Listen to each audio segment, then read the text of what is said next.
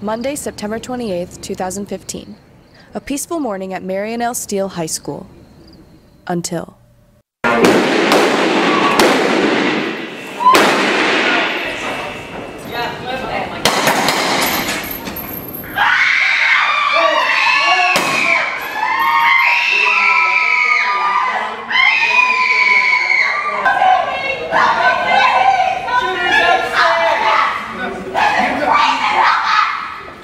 We did a big violent intruder drill. Right? It involved everybody from teachers acting as students to teachers acting as themselves, administrators acting as themselves. He's wearing black gloves and he has a helmet on. If you are in the north end of the building, evacuate. If you are in the north end of the building, evacuate. There's a violent intruder on the top floor of the south end of the building. And we practiced what we would do if for some reason an active shooter would ever come to Steele High School. When the shooter opened fire, it was extremely loud. It was scary. My heart was racing a mile a minute. I did not expect it to be as loud as it was. I mean, it literally stung your ears. The 7 students that I had in my classroom, we were all able to escape out the windows here. Most of the students that I had in the classroom went out the window and went over to Powers. A couple couldn't make it, so I stayed with them and we stayed till the end. The students were hidden in this closet. They dragged me in there, and then they realized no one was coming, so they took this shirt, which they had originally used as a tourniquet because I had a leg wound, and they flew it out the window.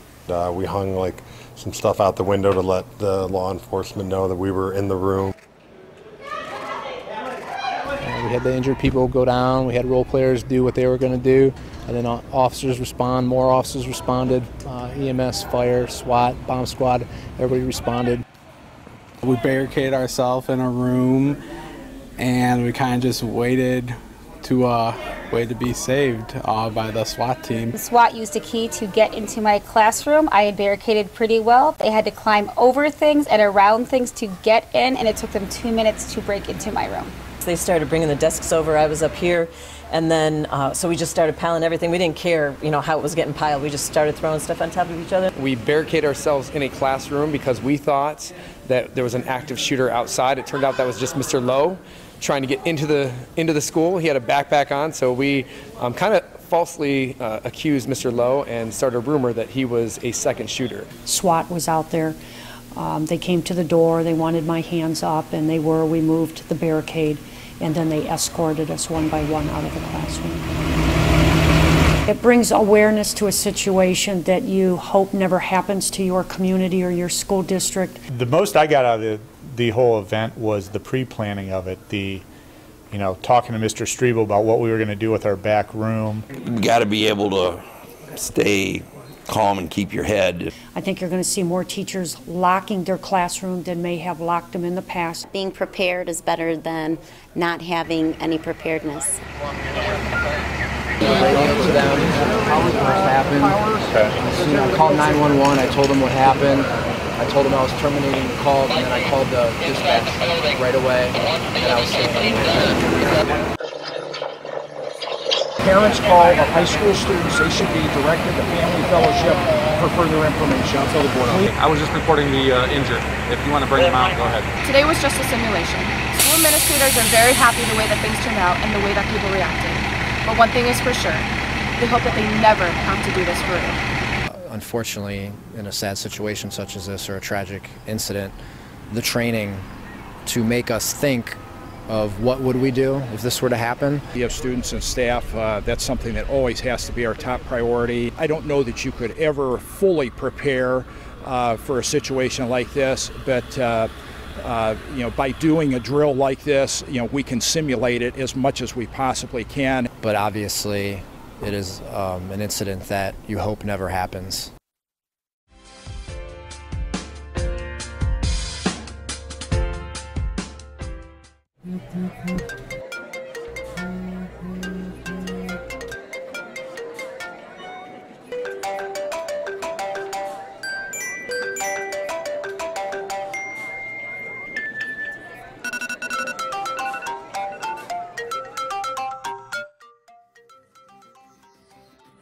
What What generation do we belong to?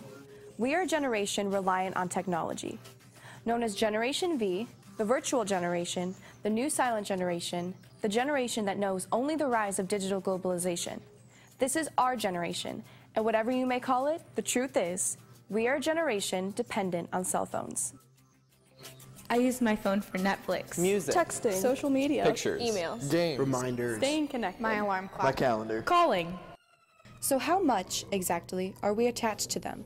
We surveyed 363 Steele students to find out just how connected our generation is to their cell phones. And here's what we learned.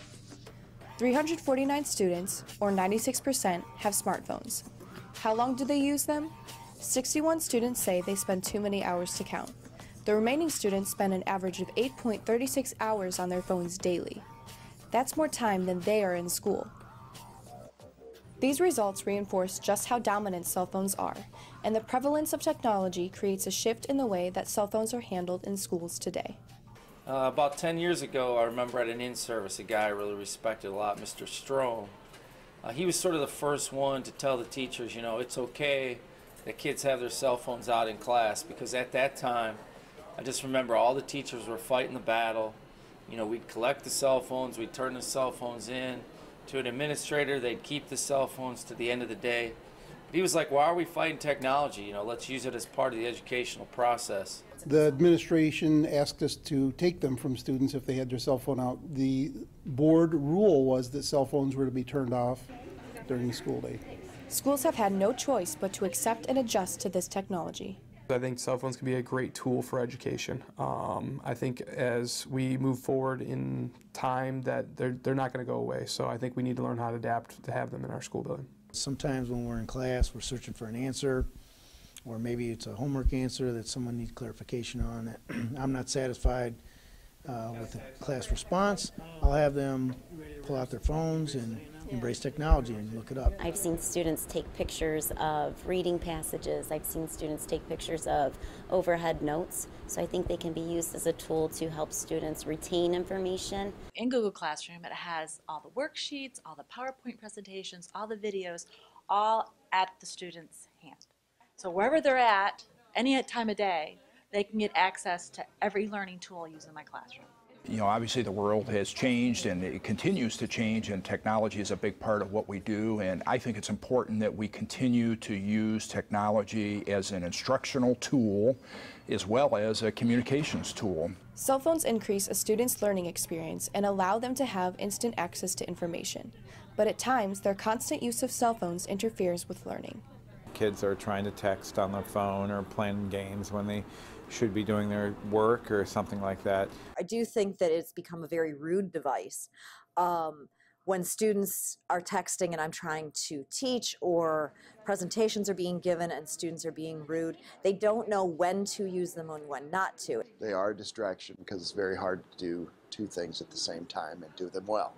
Implementing technology into schools can be both valuable and distracting, but the prominence of cell phones expands way beyond the classroom.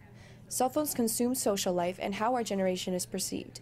From breakups over text to quality time disrupted by notification, it has become second nature to focus on a screen rather than human interaction. Dr. Joseph Hanna, the chair of neurology at Metro Health, believes cell phones can be damaging. With everyone having a cell phone, little cell phones, conversations are interrupted. People converse with each other sitting at the table rather than talking. They'll text each other, which is a very fascinating idea. And it takes away from the ability to understand the full spectrum of language. This limited interaction hinders authentic relationships due to social media. The number of likes on an Instagram picture doesn't validate the amount of friends you have or the type of person you are. Psychiatrist Andrew Mendez from Psych and Elyria considers cell phones to be the source of lost verbal communication.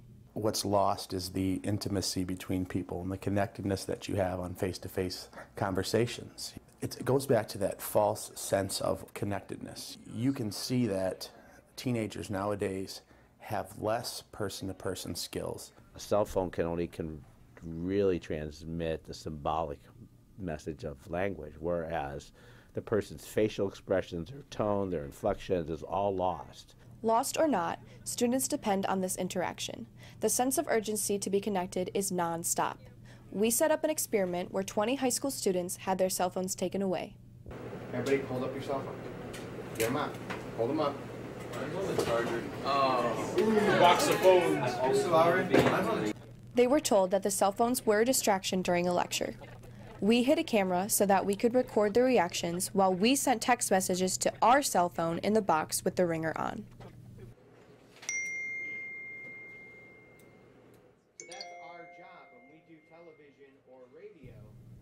Throughout the test, students constantly glanced over at the box wondering if their phone was ringing, and we kept the cell phones for a mere 14 minutes.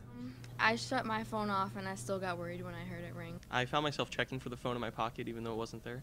I felt very empty and I had just nothing in my hands. I definitely noticed that every time the phone would beep in the box, eyes would kind of glance over, and some kids were wondering if it was theirs. Other kids were smart enough to turn off their ringers before they turned in their phones.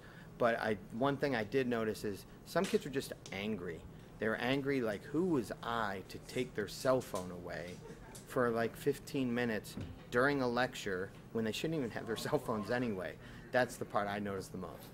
This short test illustrates how students are constantly in need of the connection that cell phones provide. Cell phones have become a part of our norm, so we have formed ways to make them a vital tool in our society. I think cell phones offer the opportunity to access information. You know, this is the information age. It's nonstop, you know, it's 24 hours a day, and it definitely will impact the way that you live. With this convenient device constantly in our hands, we have developed our own understanding of lives beyond our borders. People have become more aware of other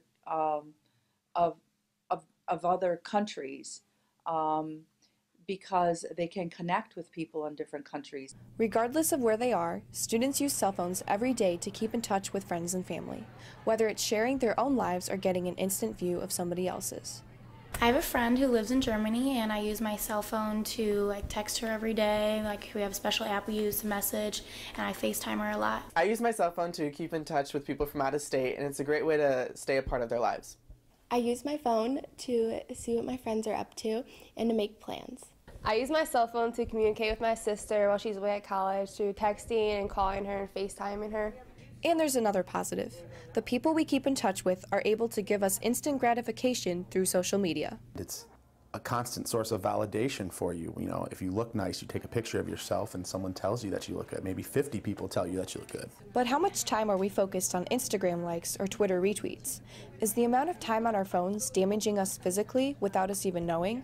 Is it long enough for our cell phones to slowly impair our brains? It seems that cell phone use increases the risk of 2 brain cancers, one being something called a glioma. A glioma is a brain tumor of astrocytes or glial cells, and they usually would occur in that region. The other thing is right next to your ear is the acoustic nerve, and you can get what's something called an acoustic neuroma. So 2 types of brain tumors are increased by use of cell phones. Think about it. Our cell phones are constantly by our sides, whether it's up to our ears, in front of our faces, or next to us in bed. Our cell phones are never more than an arm's length away. Not only do our phones release information to us, but they also release radiation into our brains that can distort normal brain functions and patterns. They change how the electrical activity occurs because you're putting an electromagnetic field next to the side of another electromagnetic field. So you distort the electromagnetic field in the brain with the one that you're holding next to your head. There's a change because of the electromagnetic field. You're changing the blood flow in the area too. So you have both an electrical change and a blood flow change in that area. Cell phones are by our sides all day, so we have to be aware of the health risks involved. Our experts say that we can limit our risks by using the hands-free method as much as we can. In a Huffington Post international survey of 5,000 people, 84% say they can't go a single day without their cell phones. Cell phones have changed the way we live. Schools are run differently, people prefer to interact electronically, and the long-term health risks are yet to be determined. Though life has gotten easier through this technology, it does reduce traditional human interaction. So embrace and utilize this technology. Just don't let it consume you. And maybe we'll be the generation that knew the difference. This is Erica Zichi for Steel News Live.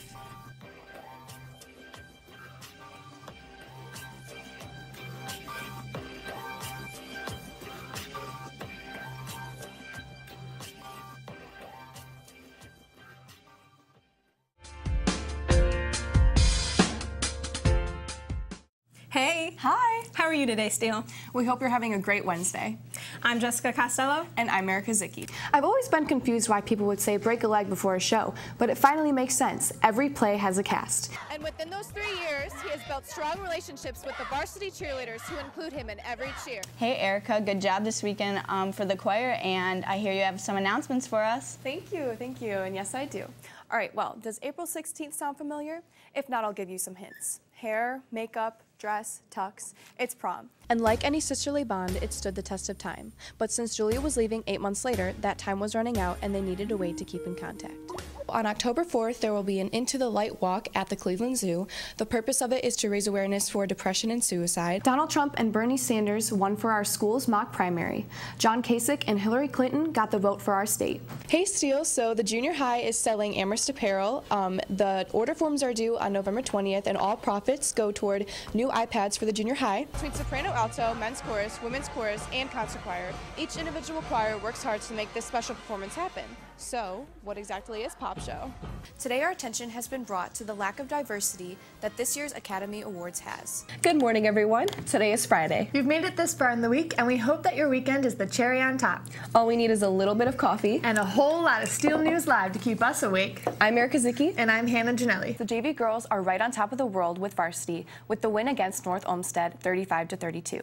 If you are feeling generous as the holiday season is quickly coming up, Jessica Costello has a way that you can donate to people in El Salvador. Ladies, if you have an old prom or formal dress that you may no longer need or wear again, you can donate it to Cinderella's Closet. The Lorain County Choir Contest was held Saturday at Firelands High School. If you want our school to win $5,000 towards our prom, then you can go to kisscleveland.com and vote for Marion L. Steele High School.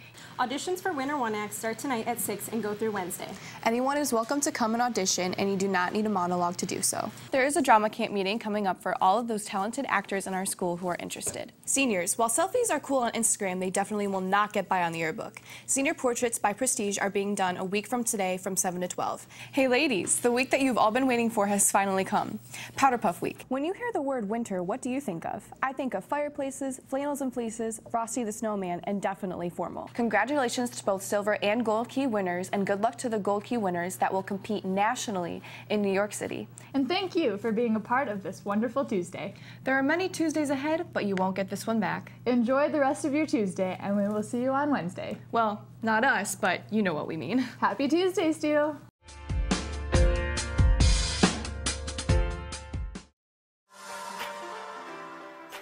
This world is beautiful. Every corner you turn, every path you walk, there's potentially something that makes you stop, look, and appreciate the world's stunning atmosphere. It's said that some of Earth's most beautiful creations and life's best moments cannot be captured in a photograph, but some people try to demolish that saying as their passion lies within a picture. My name is Nick Beer and I'm passionate about photography. I'm Victoria Baylor and I'm an aspiring photographer. I took an intro to photography class in 7th grade and I borrowed my parents' camera. I didn't have my own at the time and I found the class interesting and I really liked photography. So I just kept with it, and then 2 years ago my friend Sydney reintroduced me to it and I bought a new camera. My grandma actually influenced me. I took pictures with my iPhone and then she was like, you have a really good eye, you should get a camera. So I got a camera and ever since then I've been taking pictures. To be a great photographer, you have to think outside of the box and definitely outside of the frame. I actually think about photography all the time. When I'm walking through the halls or I'm outside, I think of how I could set up the shot and make a beautiful picture. I shoot as much as I can. I usually go out to Cleveland. Photographers have to be able to successfully face challenges, especially when it comes to Ohio's unstable weather. But nothing hinders an avid adventurer seeking out the perfect picture. I've hiked miles for pictures. I've gone through rain, snow, and mud, and I'll go through any terrain. And it's people like Nick and Victoria that go to great lengths to capture what most people admire the most, a stunning photograph. There are also specific scenes that attract a photographer more and spark certain ideas for a picture. I love shooting landscapes because I get to capture every detail of the scenery and share it with other people. I also love shooting portraits because I get to remember people, events, and memories. I find a lot of the abandoned places on Instagram through other people, and then I'll just drive around, find places. I like taking pictures of like beaches, sunsets, nature, like basically everything. There's a quote, "Taking pictures is savoring life intensely every 100th of a second." And this is how I like to view photography because I like to share my ideas with other people, and when I take pictures you can literally see what I was looking at and the way I was looking at it so I can show you my perspective. You can see how I was creative with the shot and what I did to tell the story. I feel free when I'm doing it, and it's just like something I'm passionate about, so it just makes me happy overall. Like, I'm the happiest when I'm taking pictures. I do it because I love it and it's my passion. And all of us who enjoy a well-taken photograph are grateful for your dedication to this vibrant hobby. Your captivating pictures have already inspired many others to capture moments of their own, even if they're posted on Instagram with a filter. This is Erica Zichi for Steel News Live.